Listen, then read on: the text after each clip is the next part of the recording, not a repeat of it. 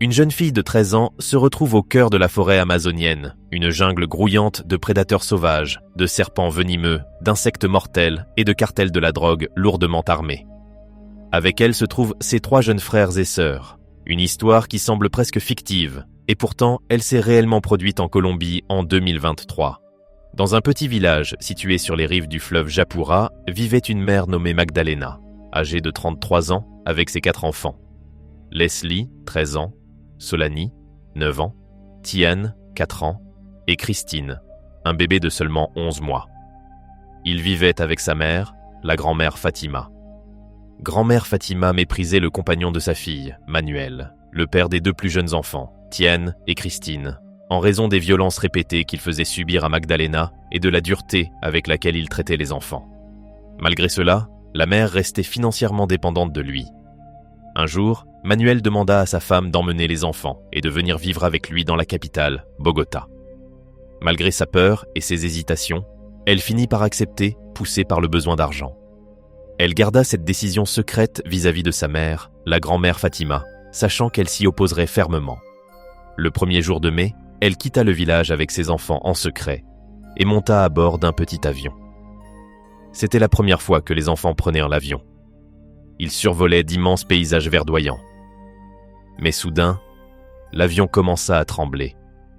Le pilote signala au centre de contrôle une panne de moteur et tenta d'effectuer un atterrissage d'urgence. En quelques instants, l'avion s'écrasa au cœur de l'Amazonie et toute communication fut perdue.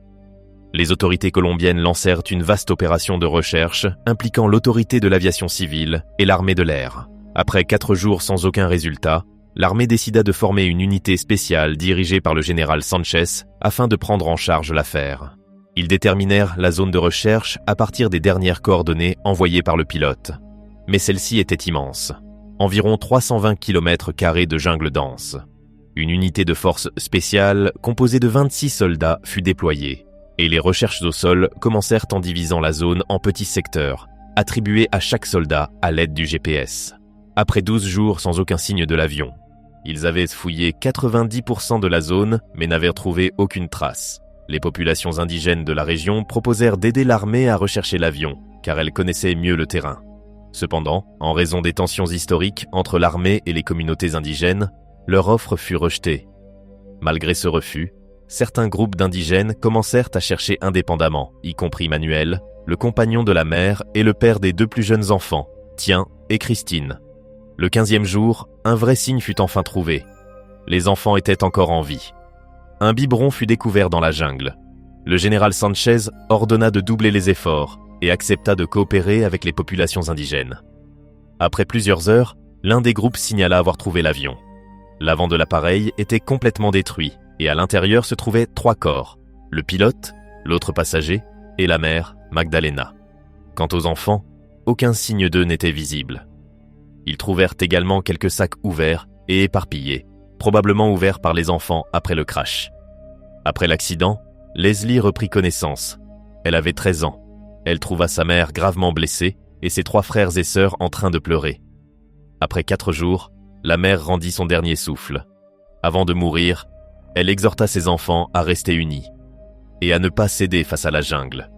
Malgré son jeune âge et une blessure au genou, Leslie comprit qu'elle devait désormais prendre soin de ses frères et sœurs. Elle écarta les bras de sa mère pour prendre sa petite sœur, Christine, dans ses bras. Elle quitta l'avion avec Solani et Tian. Ils devaient s'éloigner du site du crash. La jungle était sombre et dense, emplie de bruits d'animaux. Leslie ouvrit les bagages et prit toute nourriture, vêtements et biberons qu'elle pouvait porter, puis guida ses frères et sœurs. Elle se servait du soleil pour s'orienter et construisait des abris temporaires avec eux, utilisant des feuilles. En avançant, ils perdirent le biberon, qui fut retrouvé plus tard. Ils mangèrent des fruits tombés et essayèrent de préserver leur énergie. Pendant ce temps, l'armée modifia le plan de recherche et commença à appeler les enfants par leur nom.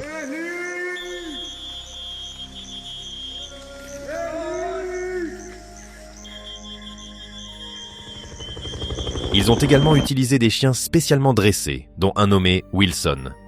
Le chien a suivi de petites empreintes et a trouvé des signes indiquant la présence des enfants.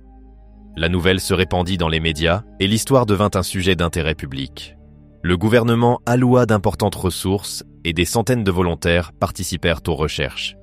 Le centre de commandement publia une déclaration demandant l'aide de volontaires indigènes. Des centaines d'entre eux commencèrent à arriver. L'armée utilisa ses hélicoptères pour transporter ces volontaires depuis des villages éloignés jusqu'aux zones de recherche. Le général Sanchez accueillit personnellement ces équipes, les remerciant et les encourageant. L'armée et les populations indigènes travaillèrent ensemble sur cette mission, qui fut baptisée Opération Espoir. L'armée tendit un ruban jaune sur 11 km entre les arbres et y accrocha des sifflets destinés aux enfants. Ils enregistrèrent également un message avec la voix de la grand-mère Fatima, demandant aux enfants de rester là où ils se trouvaient. Le message fut diffusé depuis les hélicoptères et des haut-parleurs au sol.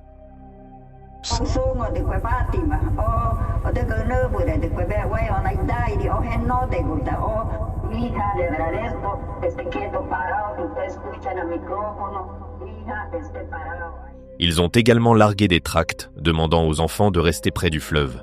La nuit, ils utilisaient des projecteurs et des signaux rouges pour attirer l'attention. Quant aux populations indigènes, elles utilisaient leurs méthodes traditionnelles. Elles s'appuyaient sur leur connaissance du terrain, les signes de la nature et leur intuition. Elles n'utilisaient aucun appareil, mais suivaient l'eau, les arbres et les rochers.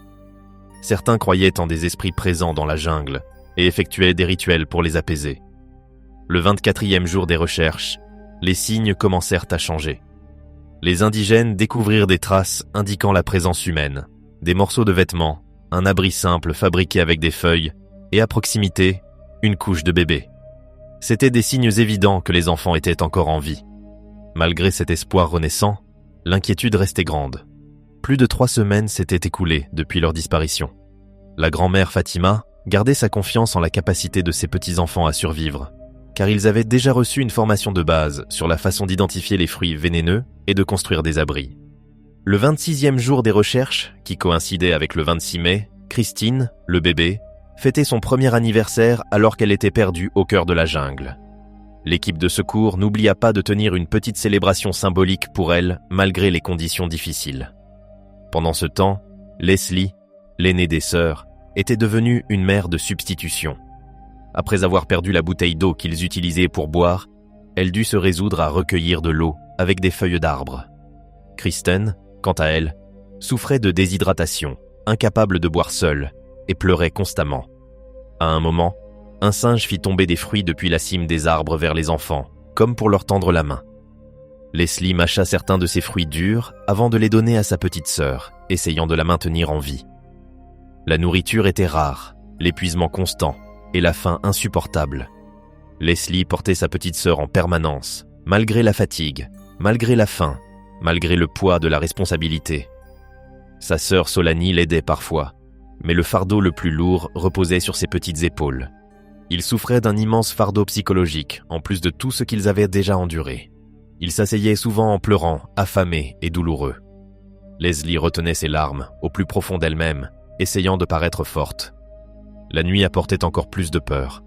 Dans la jungle amazonienne, l'obscurité devient un champ de terreur, où se cachent prédateurs et insectes venimeux. Une nuit, un serpent faillit les mordre, mais leur vigilance précoce les sauva, et Leslie réussit à le tuer avec une branche d'arbre. Sous le poids de la pression, Leslie craqua émotionnellement un instant. Son cœur s'accéléra, sa poitrine se serra, et elle décida soudain de se séparer de ses frères et sœurs pour marcher seule. Mais après une courte distance, elle céda à la détresse et s'effondra au sol, pleurant avec une douleur qu'elle n'avait jamais connue auparavant. Pendant toutes ces semaines, elle avait retenu ses larmes pour rester forte pour ses frères et sœurs. Et maintenant, elle avait atteint sa limite. Elle voulait simplement se permettre de pleurer. Après environ 20 minutes, Leslie rassembla ses forces et réalisa qu'elle ne pouvait pas abandonner ses frères et sœurs. Elle retourna vers eux, les embrassa et promit de rester à leur côté jusqu'au bout.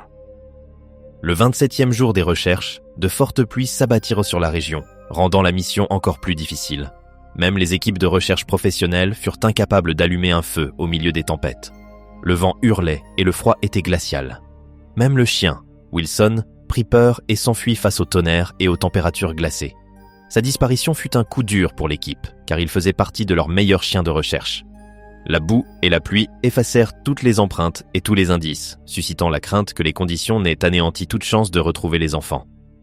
Leslie utilisa les compétences qu'elle avait apprises au village et construisit pour eux un abri rudimentaire à l'aide de grandes feuilles de bananier, offrant une certaine protection contre la pluie et le vent.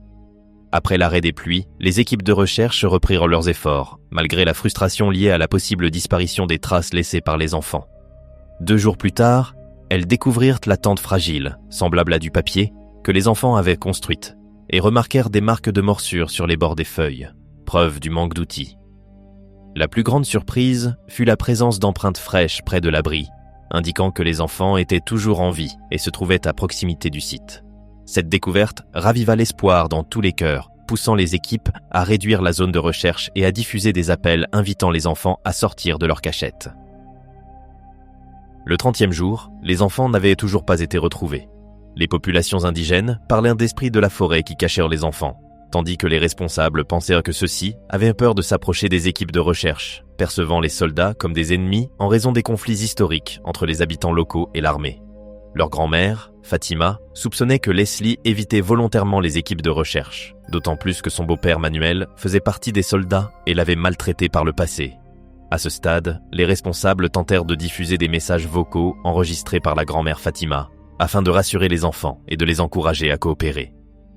Les enfants entendirent la voix de leur grand-mère, mais celle-ci passa rapidement au-dessus d'eux. La grand-mère Fatima fit alors un rêve terrifiant, dans lequel sa fille Magdalena lui apparut et lui dit « Pourquoi essaies-tu de prendre mes enfants ? Mes enfants resteront avec moi. » Fatima se réveilla en sursaut, croyant que ce rêve était un mauvais présage. Les équipes de recherche indigènes commencèrent de plus en plus à croire que les esprits de la forêt cachèrent les enfants, surtout après que beaucoup d'entre elles développèrent des maladies respiratoires, ce qui poussa nombre d'entre elles à se retirer des recherches. Ceux qui restèrent refusèrent de coopérer pleinement avec l'armée, mais les soldats leur montrèrent du respect et leur fournirent des soins médicaux sans porter d'armes. Cela contribua à apaiser les tensions et à créer des ponts de coopération. Le 35e jour, aucun nouveau signe ne fut relevé. Le découragement frappa de nombreuses personnes et une nouvelle vague d'abandon commença. Certains soldats et volontaires ne pouvaient plus tenir, mais le général Sanchez refusa de battre en retraite. Au contraire, il entra personnellement sur le terrain, une scène rare pour un commandant de son rang, tentant de redonner espoir à ces hommes épuisés. Alors que les équipes poursuivaient leurs recherches dans une zone désormais plus restreinte qu'auparavant, l'inattendu se produisit. Le chien Wilson, qui avait disparu durant la tempête, retrouva les enfants. Ceux-ci l'accueillirent avec une immense joie, et il resta auprès d'eux comme un ami fidèle, les protégeant et apaisant leur solitude. Mais après quelques jours, il se sépara de nouveau d'eux, car les enfants étaient trop épuisés pour pouvoir le suivre. À ce moment-là, les enfants construisirent un nouvel abri avec des feuilles et s'abandonnèrent à l'attente. Le 40e jour, le dernier groupe de chercheurs indigènes commençait à ranger ses affaires pour partir, et seuls quelques soldats restèrent sur place. Ces derniers se divisèrent en petits groupes dans une ultime tentative pour trouver la moindre trace. Tous revinrent déçus, sauf 4 hommes. Ces 4-là avaient entendu les aboiements de Wilson et les avaient suivis profondément dans la jungle. Mais les aboiements s'éteignirent rapidement, remplacés par un autre son, celui d'un enfant qui pleurait. Ils s'approchèrent avec prudence, suivant le bruit jusqu'à atteindre un abri rudimentaire, couvert de feuilles. Et là, enfin, se trouvèrent les enfants. Au début, la peur saisit les enfants. Mais l'un des hommes tendit calmement la main et les rassura. Leur corps était complètement épuisé, et l'enfant de 4 ans respirait à peine, mais ils étaient vivants. Chaque soldat porta un enfant sur son dos et les ramena au camp. On se précipita pour soigner les enfants, leur donnant des fluides et les soins nécessaires, car leur corps n'était pas encore capable de supporter de la nourriture solide. La nouvelle se répandit comme une traînée de poudre, et les félicitations affluèrent de toutes parts. Le général Sanchez ressentit un immense soulagement, et la grand-mère Fatima ne pouvait s'arrêter de pleurer de joie. Le bonheur envahit tout le village. Les enfants furent immédiatement transportés à l'hôpital, dans un état critique. Mais après plusieurs jours de soins, Leslie retrouva des forces et commença à raconter leur incroyable histoire. Depuis le moment du crash de l'avion jusqu'à sa lutte quotidienne pour protéger ses frères et sœurs pendant 40 jours, son courage dépassait les mots. La seule note triste de cette fin fut l'absence de Wilson, le chien qui ne fut jamais retrouvé. Certains habitants disaient que la forêt l'avait emporté en échange du salut des enfants, comme s'il s'agissait d'un pacte entre la vie et la mort. Quant à Manuel, le compagnon de la mère décédée, il fit l'objet d'une enquête, fut inculpé pour violence conjugale et agression, puis placé en détention officielle. Les enfants furent confiés à la protection de l'Institut de protection de l'enfance et leurs proches furent autorisés à leur rendre visite jusqu'à leur complet rétablissement. Avec le temps, ils reprirent une vie normale et commencèrent à écrire un nouveau chapitre, loin du cauchemar de la jungle, mais avec des souvenirs qui, eux, ne s'effaceraient jamais.